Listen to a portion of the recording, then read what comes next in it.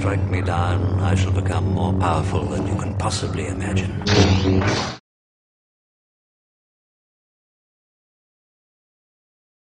Well, hello there my YouTube gang, what's up? Remember I was DMCA'd by the Muslim Student Association? Well, it's payback time. So, ladies and gentlemen, please meet the MSA.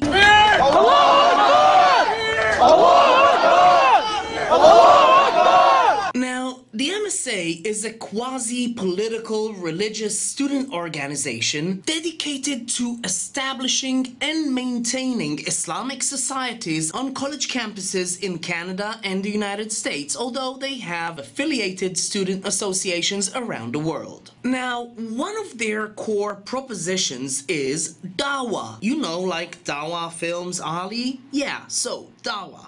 And Dawah is basically trying to repackage Islam in a nice and shiny package and sell it to people so they will convert. Actually, they have a dedicated group for Dawah called the Dawah Task Force.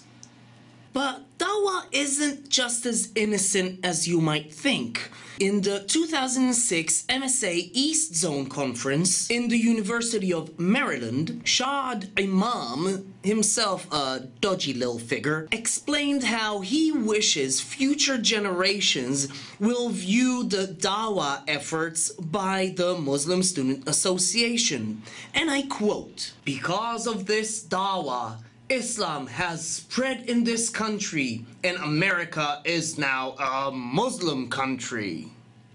Okay, so some history. The MSA is an offshoot of the Muslim Brotherhood, who actually mentioned the MSA in their 18-page document, which was unraveled in the Holy Land Foundation trial. And in that document, called an explanatory memorandum on the general strategic goal for the group in North America, which among other things listed 29 organizations that were dubbed like-minded, and that, I quote, shared the common goal of dismantling American institutions and turning the US into a Muslim nation. Now, out of these 29 organizations, which of course included CARE, ICNA, ISNA, and you know, all that lovely bunch there were actually a few academic-related organizations. For instance, Muslim Youth of North Africa, Islamic Teaching Center, Malaysian Islamic Study Group, Islamic Book Service, Muslim Arab Youth Association, United Association for Studies and Research, Association of Muslim Social Scientists, and yes, of course, the Muslim Student Association of North America and Canada. Where? And more interestingly, the MSA is also the forebearer of ISNA, ICNA, MAIA, IMA, AMSS, AMSE, and YNA, Islamic Book Service, and the North American Islamic Trust. All of which, of course, have been named in that 29 organization list I've just mentioned. Now, you probably already heard of ISNA and CARE. They were both mentioned in the Holy Land Foundation trial, which was found guilty to transfer $12 million to Hamas. Actually, not long ago, a video circled through YouTube, a video which I did a video response to. It was titled "Hate Comes to Orange County," and it was produced by CARE over a charity event produced by ICNA, in which you had a tiny problem with some angry protesters that were pretty angry about a few problematic speakers that came to speak in that charity event. But those specific two speakers aren't only regulars in CARE and ICNA, they are also regulars of the MSA. One of the speakers was Amir Abdel Malik Ali, and here's an MSA student introducing Amir Abdel Malik Ali in one of MSA's Israel Apartheid Week. Let's see. Today, Amir Abdel Malik Ali will deconstruct the concept of the Israeli apartheid, a historically repressive and discriminatory practice by the Zionist agenda that has forced Palestinians from their homes and has enforced segregation and oppression. So, I know what you're going to say. You know that's your usual anti-Israeli, twisted, hateful bullshit that we are all used to hear by now. But before I go on, I just want to make sure that we all remember when merely criticizing Israel becomes anti-Semitic, and for that we have the 3D test. And what is the 3D test?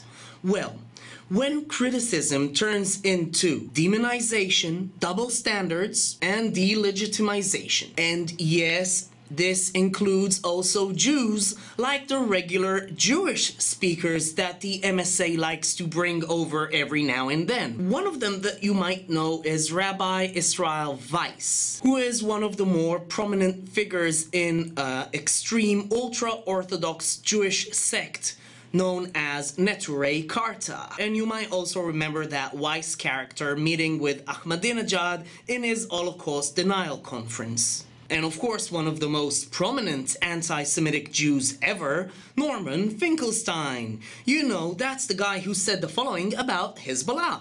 I was, of course, happy to meet the Hezbollah people, and I have no problem saying that I do want to express solidarity with them. But these two characters are saints when compared to the MSA's most notable and beloved speakers, which don't only pass the 3D test, they go far beyond. They call for genocide, they blame Jews for 9/11, they deny the Holocaust, endorse terrorism, and of course jihad, and call it the Islamic way. Now, you probably all remember this beautiful MSA student member from UCSD, which is actually the same chapter of MSA that DMCA'd my video. Now, listen to this girl. I'm a Jew. The head of Hezbollah has said that he hopes that we will gather in Israel so he doesn't have to hunt us down globally. For it or against it? For it. Thank you. Well, at least she was honest. No, but really, this shouldn't surprise you at all, given the list of speakers that I'm gonna show you now. So we already saw how Abdel Malik Ali was introduced in that MSA Israeli Apartheid Week event. And now let's listen to a little bit of this guy. Okay, let's go. Do you believe, Malik Ali, being brought here year after year, that Hamas, the terrorist group, Hezbollah, Islamic Jihad, do you believe that they are terrorist groups? Do you support Hamas? Yes. Do you support Hezbollah? Yes. Do you support Islamic Jihad? Yes. That our Arab neighbors, the Arab countries of Israel, will have peace and prosperity, and that we can work together for a better day.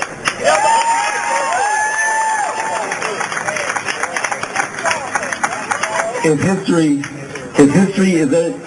is any indication, there will be peace when you're gone. And there'll be... If history is any indication, there'll be peace when you're gone and when we're in control again. If a Jewish person says 6 million of our people were lost in the Holocaust, and if you say, whoa, okay, yeah, but not 6 million, you could go to jail. How they did us with the World Trade Center. Both of them. I'm just kidding. Y'all the new Nazis! Y'all the new Nazis! Y'all the new Nazis! Now, who else do we have?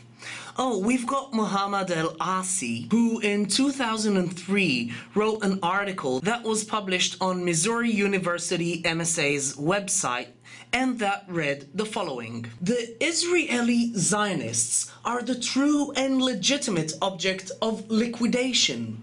A new generation of death-defying youth are motivated by Islam and Islam alone to challenge and destroy the racism and nationalism of Tel Aviv's politicians. Israel is running out of time, and all the politicians know it. But even al-Asi is dwarfed when compared to Imam Siraj Wahhaj, a great notable educational figure that said the following. If my children become doctors, I'll be very happy. Or scientists, I would be very happy. But I don't want them to become doctors and scientists and lose their deen I'd rather them to sweep the streets of New York City and die as a Muslim than to become doctor and then die as a disbeliever. And as you can see on the left, he was of course named by the Utah MSA a nationally recognized speaker. Well, yeah, nationally recognized because he's on the terror watch list. Brooklyn-based Imam Siraj Wahhaj was once named as a co-conspirator in the 1993 World Trade Center bombing. Other than Siraj Wahhaj, another MSA regular is Imam Musa. Let's see. They are not suicide bombers, they are heroes. They are sheroes. Isn't that right? That's a part of our deen, that's a part of our religion. Let's not become weak-boned and apologetic. Hezbollah is a great movement and a great organization. Great terrorist movement. But it's not you call it a terrorist movement. Hamas just means enthusiasm. Hamas is a terror organization and they take credit for terror. Look, would you like to look at their history? Read it, maybe learn something. 95%. I know Hamas. They're nice people, very nice people. Hamas, you're the one that compares America to Nazis. You call America KKK Nazi. Was a good man. You say you said the United States is next in terms of destruction. You say we're going to burn America down, and you call me crazy. Well, they tell the weak-minded Muslims here in America, don't talk about jihad. One of the big leaders here got up and said, there's no jihad in Quran. I say, he must be reading a different book than we read. When you hear about some bomber that blew up the World Trade Center, or blew up this, or blew up that, I'm telling you, brothers and sisters, that is your CIA. That is your government blowing up people, blaming it on us. They blew up the World Trade Center. And of course, you've got Ahmed Sharma, who in a 2005 MSA conference said the following: "We want to restore Islam to the leadership of society. We are trying to establish the system of government of Islamic governance and to the helm of life in all walks of life. In short, we want to make the word of Allah supreme in every single aspect of life. The end goal of everything that we are talking about is the re-establishment of the Islamic form of government." After which he went on to explain the role of the MSA in the global Islamic movement. And I quote, "The reality is that the Islamic movement is global, and that part of that global aspect is that there has to be a local element to it. We have to be involved. We have to be plugged into the global Islamic movement. We have an obligation to make sure that our MSAs are part of the global Islamic movement." And I just want to wrap everything up with this beautiful lady up there. She was an MSA student member. Her name is Afia Siddiqui, a lovely lady who was named by the FBI of one of its 7 most wanted terrorists and who is now serving an 86-year prison sentence. So given these lovely characters that make up the MSA and their speakers, there is little surprise that the MSA looks like this. Among the law is the power!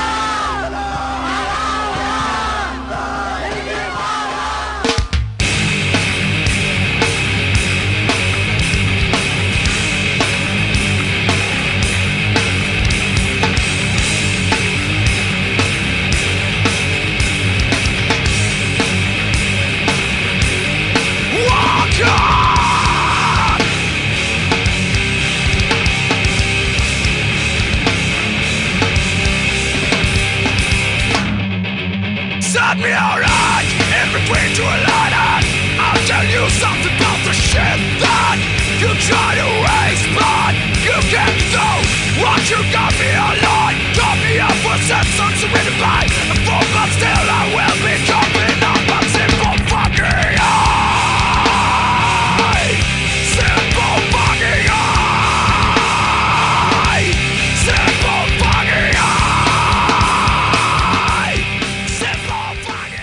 I'm a Jew. The head of Hezbollah has said that he hopes that we will gather in Israel so he doesn't have to hunt us down globally.